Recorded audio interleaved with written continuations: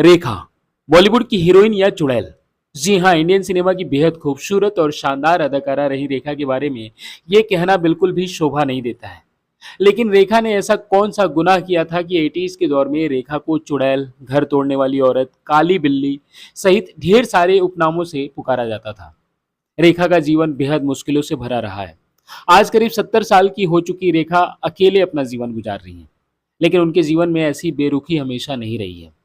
रेखा ऐसी इकलौती इंडियन अभिनेत्री रही है जिनका नाम एक या दो नहीं बल्कि कई सारे एक्टर्स और बिजनेसमैन के साथ जुड़ चुका है। लेकिन इसके बावजूद आज वो अकेली हैं और उनके जीवन में उनका कोई भी साथी आज उनके साथ नहीं है। तो आइए जानते हैं कौन कौन थे वो एक्टर्स जिनका कभी न कभी रेखा के साथ नाम जुड़ा था। रेखा के सभी प्रेमियों में सबसे ज्यादा अमिताभ बच्चन के साथ उनका नाम जोड़ा जाता रहा है।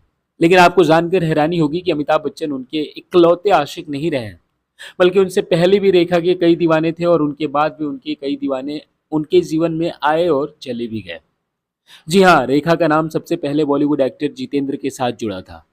रेखा और जितेंद्र कई फिल्मों में साथ नजर आए थे। लोग इन दोनों की जोड़ी को काफी पसंद भी करते थे। फिल्मों में काम करते करते धीरे धीरे दोनों एक दूसरे को पसंद करने लगे। इन दोनों की प्रेम कहानी धीरे धीरे लोगों के बीच मशहूर होने लगी और रेखा को घर तोड़ने वाली औरत का दर्जा दे दिया गया, क्योंकि जितेंद्र पहले से ही शोभा कपूर के साथ शादीशुदा थे। रेखा के साथ अपने रिश्ते को मशहूर होते देख जितेंद्र ने रेखा से अपना पीछा छुड़ा लिया।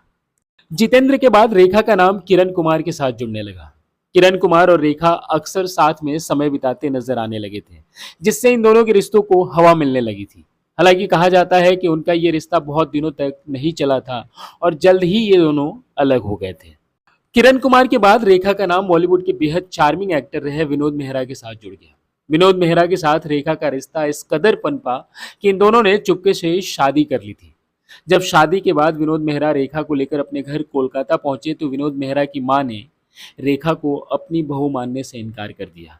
ये भी कहा जाता है कि विनोद मेहरा की मां ने रेखा को घर के अंदर भी नहीं जाने दिया और अपनी सैंडल से रेखा को मारने दौड़ी थी, जिसके बाद रेखा वापस बॉम्बे आ गई। हालांकि विनोद मेहरा ने उन्हें समझाने की कोशिश की थी, लेकिन रेखा ने उनसे रिश्ता तोड़ लिया था। इसके बाद रेखा का नाम अमिताभ बच्चन के साथ जुड़ा। सबसे पहले ये दोनों फिल्म दो अनजाने में साथ नजर आए थे। रेखा अमिताभ बच्चन की पर्सनालिटी से इतना ज़्यादा इम्प्रेस हुई थी कि वो आए दिन इंटरव्यू में अमिताभ बच्चन की तारीफ किया करती थी। धीरे धीरे अमिताभ बच्चन और रेखा के रिश्ते की भनक जया बच्चन को लग गई। जया बच्चन ने रेखा को भी अमिताभ से दूर रहने की हिदायत दी थी और उन्होंने बॉलीवुड के लगभग सभी डायरेक्टर्स और प्रोड्यूसर्स को अमिताभ के साथ रेखा को कास्ट न करने की सलाह दी थी। हालांकि अमिताभ भी अपनी पत्नी के फैसले को स्वीकार कर रेखा से दूरी बना लिए थे। अमिताभ बच्चन के बाद रेखा का नाम संजय दत्त के साथ भी जुड़ा था। कहा जाता है कि रेखा और संजय दत्त एक दूसरे को बेहद चाहने लगे थे और उन्होंने चुपके से शादी भी कर ली थी, जिसके कुछ फोटोज आज भी इंटरनेट पर मिलते रहते हैं। हालांकि इसकी सत्यता की पुष्टि अभी तक नहीं हुई है। संजय दत्त और रेखा ने बाद में कई इंटरव्यू में इस अफवाह को बेबुनियाद भी बताया था, लेकिन एक जमाने में इनकी नजदीकियों की बात तो मीडिया में खूब वायरल रही थी। 90s के दौर में रेखा ने दिल्ली के एक बिजनेसमैन जिनका नाम मुकेश अग्रवाल था से शादी कर ली थी। पहली मुलाकात के महज एक महीने के भीतर दोनों ने शादी की थी। मुकेश रेखा को बहुत ज्यादा पसंद करते थे। वो उनकी खूबसूरती पर फिदा थे। रेखा भी कई इंटरव्यू में ये बयान देते नजर आई थी कि मुकेश अग्रवाल से शादी के बाद अब वो फिल्मी दुनिया से दूर रहना पसंद करेंगी और जीवन भर रेखा अग्रवाल बनकर रहना पसंद करेंगी।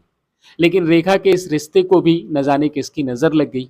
एक दिन रेखा मुकेश अग्रवाल को छोड़कर चली गई और मुकेश ये दर्द बर्दाश्त नहीं कर पाए और पंखे से लटक कर उन्होंने आत्महत्या कर ली थी। इसके बाद से फिल्म इंडस्ट्री का कोई भी व्यक्ति रेखा के आसपास भी नहीं जाना चाहता था।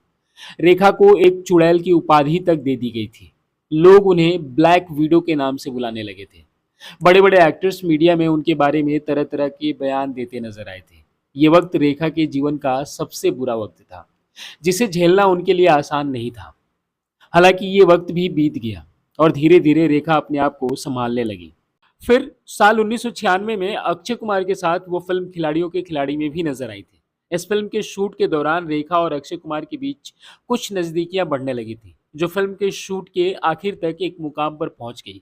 और कहा जाता है कि उस दौरान अक्षय कुमार की प्रेमिका रही रवीना टंडन ने अक्षय और रेखा को रंगे हाथों पकड़ा था। इतने लोगों के साथ रिश्ते में आने के बाद भी आज रेखा अकेले जीवन गुजार रही है। रेखा ने अपने जीवन में न जाने कितनी ही बुलंदियों को पार किया है, लेकिन उनके जीवन के ये रिश्ते उन्हें खुश रखने के बजाय बड़े दुख दिए हैं। इस बारे में आपके क्या विचार हैं? कमेंट कर हमें ज़रूर बताएं। बाकी ये वीडियो अच्छी लगी हो तो वीडियो को लाइक करने के साथ साथ हमारे चैनल को सब्सक्राइब करना ना भूलें। Thank you so much.